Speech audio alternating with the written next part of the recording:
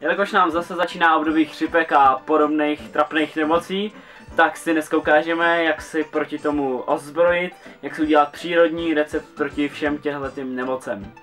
Na tenhle recept budete potřebovat med, citron a zázvor. Citron a zázvor si oloupeme, citron ještě k tomu zbavíme šlupek a dáme ho do mixéru.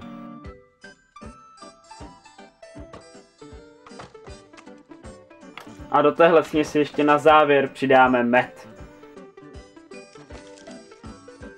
A na závěr už si směsí jenom naplníme sklenice. No a každý ráno si tadyhle toho dejte čajovou lžičku.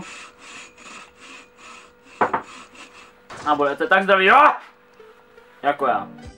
A prosím vás, dejte si to do čaje nebo do vody, nebo skončíte tak blbě jako já.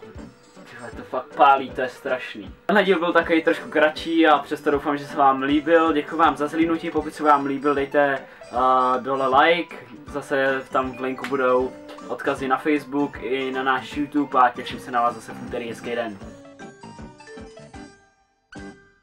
A citron, ne hovno, oloupeme. Ovšem v mém podání bych